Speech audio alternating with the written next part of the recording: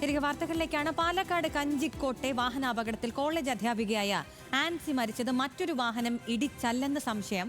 CCTV ക്യാമറയിൽ മറ്റൊരു വാഹനം ഇടിക്കുന്നത് കണ്ടെത്തിയിട്ടില്ലെന്ന് പോലീസ്.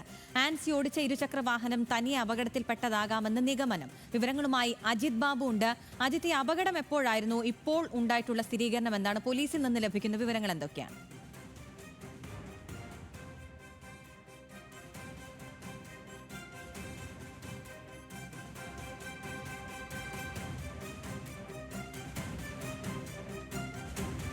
പാലക്കാട് കഞ്ചിക്കോട്ടെ വാഹനാപകടത്തിൽ കോളേജ് അധ്യാപികയായ ആൻസി മരിച്ചത് മറ്റൊരു വാഹനം ഇടിച്ചല്ലെന്ന് സംശയം.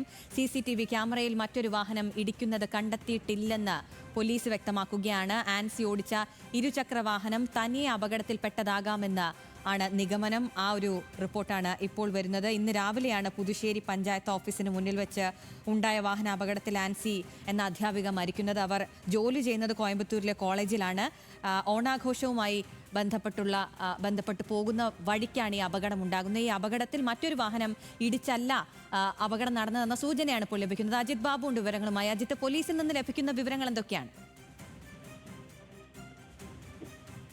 ഇന്ന് രാവിലെ 11 മണിയോടുകൂടിയാണ് ഈ ദാരുണമായ സംഭവം ഉണ്ടാകുന്നത്. ഇത്തരത്തിൽ കോയമ്പത്തൂരിലെ കോളേജിൽ അധ്യാപികയായിരുന്ന ആൻസി ഓണാഘോഷത്തിനായി പോകുന്ന വഴിക്കാണ് അപകടം ഉണ്ടായത്. സ്വാഭാവികമായും ഒരു കൈ അവിടെ വെച്ച് തന്നെ അറ്റുപോകുന്ന രീതിയിലായിട്ടുള്ള അപകടമായിരുന്നു. വലിയ അപകടമായിരുന്നു. ആശുപത്രിയിൽ എത്തിച്ചിട്ട് കോയമ്പത്തൂരിലെ ആശുപത്രിയിലേക്ക് വിദഗ്ധ ചികിത്സയ്ക്കായി കൊണ്ടുപോകുന്നതിനിടെ മരണപ്പെടുകയും ചെയ്യുകയായിരുന്നു. പിന്നീടാണ് ഈ പോലീസ് ഇക്കാര്യത്തിൽ ഈ വാഹനം കണ്ടെത്താൻ കഴിയാത്തതോടുകൂടി CCTV ഉൾപ്പെടെ പരിശോധിച്ചത്. അതിൽ നിന്ന് ഇത്തരത്തിൽ മറ്റൊരു വാഹനം ഇടിക്കുന്നതായിട്ടുള്ള ദൃശ്യങ്ങളൊന്നും ലഭിച്ചിട്ടില്ല. മാത്രമല്ല, ഈ പ്രദേശത്തെ CCTV മുഴുവനായും ഈ അപകടം നടന്ന സ്ഥലത്തേക്കുള്ള CCTV ഇല്ല. പക്ഷേ ആ പ്രദേശത്തുള്ള CCTV പരിശോധിക്കുമ്പോൾ തന്നെ ഈ സമയത്ത് ഒരു വാഹനം കടന്നുപോയതായി പോലീസ് കണ്ടെത്തിയിട്ടില്ല.